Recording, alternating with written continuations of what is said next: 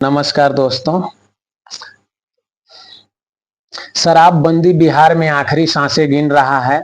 सरकार किसी भी दिन शराब का फायदा बताकर शराबबंदी को खत्म कर सकती है और जो लोग आज तक शराबबंदी के फायदे बताया करते थे वह लोग शराब चालू हो जाने के फायदे बताना शुरू कर सकते हैं। साथ ही इस वीडियो में मैं आज आप लोगों को बिहार का आर्थिक हालात के बारे में भी बताने जा रहा हूं। इसलिए मैं कहना चाहता हूं कि शेयर कीजिएगा जरूर और बिहार के सभी लोगों तक जरूर पहुंचाइएगा इस वीडियो को, ताकि शराबबंदी और बिहार के आर्थिक हालात के बारे में बिहारियों को पता चल सके। तो चलिए शुरू करते हैं वीडियो को। ऐसा मैं इसलिए कह रहा हूं क्योंकि 1990 के दौर में भारत सरकार की आर्थिक स्थिति जैसी थी उससे भी खस्ता हाल आर्थिक स्थिति 2026 में बिहार सरकार की हो चुकी है। इस साल सरकार ने अब तक का सबसे बड़ा बजट पेश किया है, 3,47,000 करोड़ का। पिछले साल के बजट से 30,000 करोड़ ज्यादा। लेकिन कमाल की बात यह है कि 3,47,000 करोड़ का बजट पेश करने के बावजूद बिहार सरकार के ऊपर, बिहार के ऊपर और सभी बिहारियों के ऊपर 4,47,000 करोड़ का कर्ज है। अब सोचने वाली बात यह है कि जितना बजट उससे 1,00,000 करोड़ ज्यादा का कर्ज है बिहार सरकार पे। और जो मैं यह आंकड़ा बोल रहा हूं, शायद कमेंट बॉक्स में जितने भी लोग इस वीडियो को देख रहे हैं उसमें से ज्यादातर लोग लिख भी नहीं पाएंगे।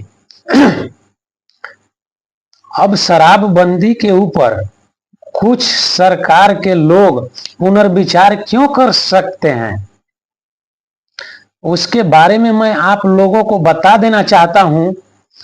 वर्तमान समय में अगर शराब चालू रहता है तो हर साल बिहार सरकार को राजस्व के रूप में शराब से डायरेक्ट 30,000 करोड़ का मुनाफा होता है, यानी राजस्व आता है शराब से। और साथ ही साथ शराब के वजह से होटल इंडस्ट्री, पर्यटन इंडस्ट्री, रियल एस्टेट और भी बहुत सारे बिजनेस आगे बढ़ता है।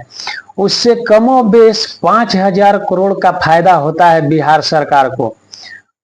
टोटल 35,000 करोड़ का फायदा होता है बिहार सरकार को कुल बजट का लगभग 9 से 10%।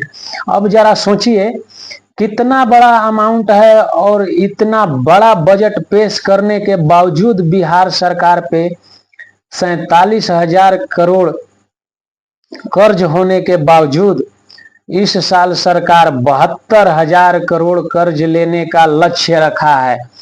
जैसे आप किसी एग्जाम को क्रैक करने का सोचते हैं, जैसे यूपीएससी बीपीएससी क्रैक करने के लिए सोचते हैं, ठीक उसी प्रकार इस साल आपका जो बिहार सरकार है वो लक्ष्य रखा है कि 72,000 करोड़ का कर्ज लेने का लक्ष्य रखा गया है।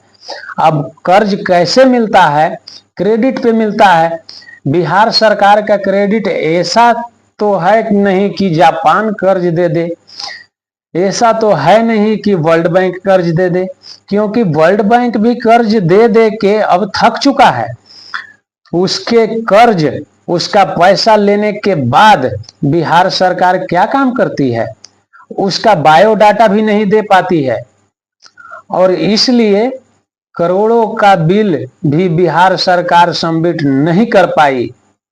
और विश्व सरैया भवन में कितनी बार आग लगा है और क्यों लगा है वह बताने की जरूरत नहीं है। शराब से कमोबेश 30 से 35,000 करोड़ का डायरेक्ट रेवेन्यू बिहार सरकार को आता है। उससे संबंधित बिजनेस 5,000 करोड़ मान करके चलिए, तो मैक्सिमम शराब चालू होने से 40,000 करोड़ का फायदा हो सकता है। यह ऐसा मैं क्यों कह रहा हूं, क्योंकि जब शराब बंद हुआ था उस समय बिहार के बजट में, रेवेन्यू में शराबबंदी का 9 से 10% का योगदान होता था। तो आज का बजट के हिसाब से अगर देखा जाए तो 9 से 10% तो इतनी ही होता है। साथ ही साथ फ्री बिजली के चक्कर में बिहार सरकार को सालाना 20,000 से 23,000 करोड़ तक का घाटा हो रहा है। यह ऐसा मैं क्यों कह रहा हूं, क्योंकि जब शराब बंद हुआ था उस समय बिहार के बजट में, रेवेन्यू में शराबबंदी का 10 से 9% का योगदान होता था। तो आज का बजट के हिसाब से अगर देखा जाए तो 9 से 10% तो इतनी ही होता है। साथ ही साथ फ्री बिजली के चक्कर में बिहार सरकार को सालाना 20,000 करोड़ से 23,000 करोड़ तक का घाटा हो रहा है। कुछ जगहों पे 20,000 करोड़ से लेकर के 23,000 करोड़ का घाटा बताया जा रहा है। अगर एवरेज मान लिया जाए तो 20,000 करोड़ ही देखा जाए तो शराबबंदी अगर खत्म हो जाएगी तो यह घाटा सरकार का खत्म हो जाएगा। बिहार सरकार का स्वास्थ्य बजट 21,000 करोड़ रुपए का है, यानी स्वास्थ्य बजट से 1.5 गुना से भी ज्यादा पैसा सिर्फ और सिर्फ शराब चालू हो जाने से बिहार को मिलना शुरू हो जाएगा। 3,47,000 करोड़ का जो बजट बिहार सरकार ने पेश किया है, जानते हैं उसमें कमाल की बात यह है 65% रुपया तो सिर्फ और सिर्फ सैलरी और पेंशन में खर्च होता है। अब जरा सोचिए, जिस राज्य का टोटल बजट का 65% सैलरी और पेंशन पर खर्च हो जाए, वह राज्य के विकास के रास्ते पर कैसे आ पाएगा। किस राज्य में 3,47,000 करोड़ का बजट पेश किया जाए और राजस्व घाटा का लक्ष्य 2.99 रखा जाए, यानी लगभग 3% रखा जाए। कुल जीडीपी का कर्ज लेने का लक्ष्य 72,000 करोड़ रखा जाए और उस राज्य पे ऑलरेडी 4,47,000 करोड़ का कर्ज हो और उस राज्य के 1,98,00,000 लोग श्रम पोर्टल पर रजिस्टर्ड हों, उस राज्य के लोग पलायन करने को मजबूर हों, तो वह राज्य विकास के रास्ते पर कैसे आ सकता है। कंगाली के रास्ते पर जरूर आ सकता है। और वही हुआ। अब उस राज्य को कंगाली के रास्ते से निकालने के लिए रोड पर टैक्स लगाया जा रहा है। कौन से रोड पे टैक्स लगाया जा रहा है?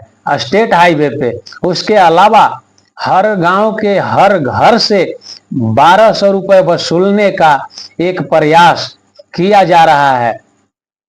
उस पे कुछ नियम कानून तैयार किए जा रहे हैं और भी बहुत सारी चीजें। अब सोचने वाली बात यह है कि हमारा राज्य जिस प्रकार से 1990 में भारत सरकार का आर्थिक स्थिति हो गया था, उससे ज्यादा खस्ताहाल स्थिति बिहार का हो गया है। उस समय भारत सरकार के पास सोना था गिरवी रखने के लिए, बिहार सरकार के पास तो क्रेडिट भी नहीं है गिरवी रखने के लिए। बिहार सरकार क्या गिरवी रखेगा, कहां से कर्ज लेगा, कैसे बिहार सरकार अपने स्टाफ को सैलरी दे पाएगा, पेंशन दे पाएगा, बिहार में सड़कों का काम करा पाएगा, बिहार में दूसरा जनहित कार्य करा पाएगा। और इसलिए सरकार को सबसे ज्यादा रेवेन्यू कहीं से तुरंत आते हुए दिखाई दे रहा है, तो वह शराबबंदी को खत्म करके, जैसे ही शराबबंदी खत्म होगा 30 से 40,000 करोड़ मिनिमम शराबबंदी से उसमें संबंधित बिजनेस कम से कम 5,000 करोड़ का हो सकता है।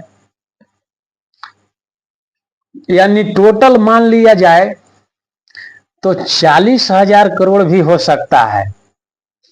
तो इतना पैसा डायरेक्ट बिहार सरकार को सालाना आना शुरू कर देगा तो टोटल बजट का लगभग 10% यह अमाउंट कम नहीं होता है। अब बिहार में बालू, लालू और आलू के ऊपर भी एक सेपरेट वीडियो आपको बना करके देंगे हम। यदि आप कमेंट बॉक्स में सेपरेट वीडियो मांगते हैं तो हम बना करके देंगे। और यदि आप चैनल पर नए हैं तो चैनल को सब्सक्राइब कर लीजिएगा, क्योंकि आपका एक सब्सक्राइब, आपका एक लाइक्स और कमेंट्स हमारा हौसला को बढ़ाता है और हम जैसे नए यूट्यूबर को हौसला दे करके आप अपनी समाज की गड़ी हुई मुर्दे उखाड़ने का काम करेंगे। और ऐसा नहीं है कि मैं बात सिर्फ मुर्दे का कर रहा हूं, मैं सवाल सिस्टम से करूंगा और सफलतापूर्वक करूंगा। इसीलिए आपसे हमारा आग्रह है कि सपोर्ट कीजिए और हम आपके लिए वीडियो इसी प्रकार लाते रहें। तो मिलते हैं फिर नेक्स्ट वीडियो में, तब तक के लिए जय हिंद।